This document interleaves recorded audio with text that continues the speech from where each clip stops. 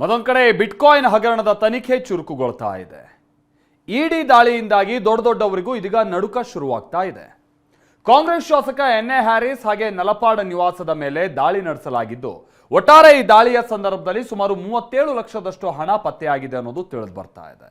ಬೇರೆ ಬೇರೆ ಕಡೆ ದಾಳಿಯಾಗಿತ್ತಲ್ಲ, ಆ ಎಲ್ಲ ಒಟ್ಟು ಹಣ ಲೆಕ್ಕ ಹಾಕ್ತಂತ ಸಂದರ್ಭದಲ್ಲಿ ಮತ್ತೊಂದು ಕಡೆ ಚುನಾವಣೆ ಹೊತ್ತಿನಲ್ಲೇ ತಮಿಳುನಾಡಿಗೆ ದೊಡ್ಡ ಮೊತ್ತದ ಹಣ ಹೋಗಿರುವಂತ ಅನುಮಾನ ಕೂಡ ವ್ಯಕ್ತವಾಗ್ತಾ ಇದೆ.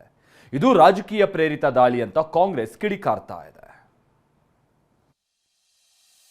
ಹ್ಯಾರಿಸ್ ಫ್ಯಾಮಿಲಿಗೆ ಇಡಿ ಕಂಟಕ, ದಾಳಿ ವೇಳೆ 37 ಲಕ್ಷ ರೂಪಾಯಿ ಪತ್ತೆ.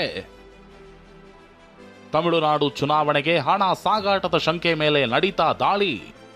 ಬೆಂಗಳೂರಿನ ಶಾಂತಿನಗರದ ಕಾಂಗ್ರೆಸ್ ಶಾಸಕ ಎನ್.ಎ. ಹ್ಯಾರಿಸ್ ಫ್ಯಾಮಿಲಿ ಮೇಲೆ ನಡೆದ ಇಡಿ ದಾಳಿ ನಾನಾ ಚರ್ಚೆಗೆ ಗ್ರಾಸವಾಗಿದೆ.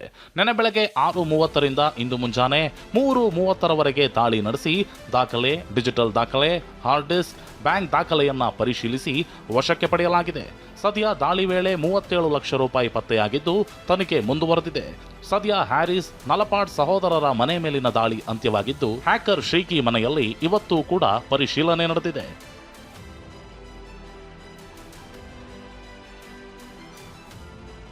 ದಾಳಿ ಬಳಿಕ ಮಾತನಾಡಿದ ನಲಪಾಡ್, ಇದೊಂದು ಸಂಚು, ರಾಜಕೀಯ ಪ್ರೇರಿತ ದಾಳಿ ಎಂದಿದ್ದಾರೆ. 100 ಬಾರಿ ಇದು ರಾಜಕೀಯ ಪ್ರೇರಿತ ಆದಂತ ದಾಳಿ.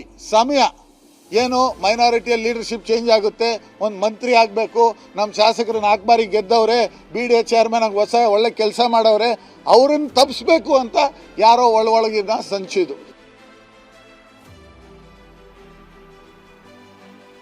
ರಾಜಕೀಯ ಪಿತೂರಿ ಅಂತ ನಲ್ಪಾಡ್ ಹೇಳ್ತಿದ್ದಾರೆ. ಆದರೆ ತಮಿಳುನಾಡು ಚುನಾವಣೆಗೆ ಹಣ ಸಾಗಾಟ ಮಾಡಿರೋ ಶಂಕೆ ಮೇರೆಗೆ ದಾಳಿಯಾಗಿದೆ ಅಂತ ರಾಜಕೀಯ ವಲಯದಲ್ಲಿ ಚರ್ಚೆಯಾಗ್ತಿದೆ.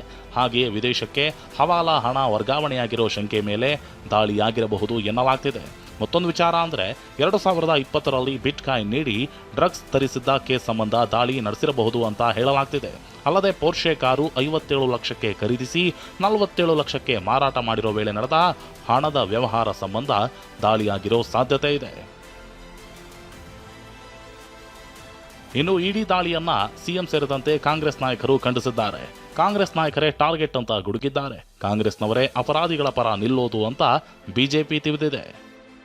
ಕೇಂದ್ರ ಸರ್ಕಾರದವರು ಯಾವಾಗಲೂ ಕಾಂಗ್ರೆಸ್ನವ್ರನ್ನೇ ಗುರಿ ಇಟ್ಕೊಂಡು ಮಾಡ್ತಾರೆ. ಬಿಜೆಪಿಯವರು ಮಾಡ್ತಾರ, ಮನೆ ಮೇಲೆ ರೈಡ್ ಮಾಡ್ತಾರ. ಈ ನಡುವೆ ಹ್ಯಾರಿಸ್ ಮನೆಗೆ ಸಚಿವ ಜಮೀರ್ ಭೇಟಿ ನೀಡಿದ್ರು. ದಾಳಿಯಾದ ನಂತರ ಭೇಟಿ ನೀಡಿ ಕೆಲಕಾಲ ಮಾತುಕತೆ ನಡೆಸಿದ್ರು. ಸದ್ಯ ದಾಳಿ ಪ್ರಕ್ರಿಯೆ ಮುಗಿದಿದ್ದು ಮುಂದಿನ ದಿನದಲ್ಲಿ ವಿಚಾರಣೆಗೆ ಕರೆಯುತ್ತಾ ಅಂತ ಕಾದು ನೋಡಬೇಕಿದೆ. ಪ್ರಜ್ವಲ್, TV9 ಬೆಂಗಳೂರು.